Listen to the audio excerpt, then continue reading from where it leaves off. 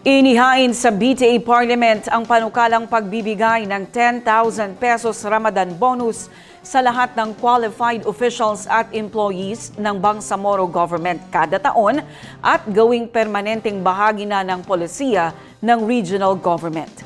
Ang News Now mula kay Mark Uy.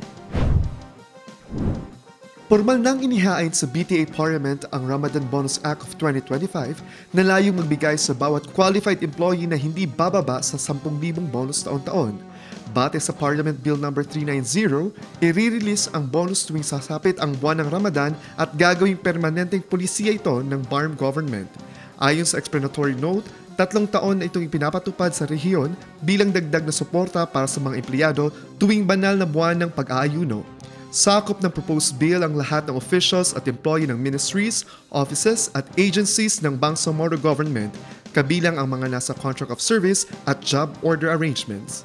Hindi naman sakop ang mga empleyado na lumiban ng walang official leave at mga ineligible categories tulad ng consultants, apprentices at student laborers.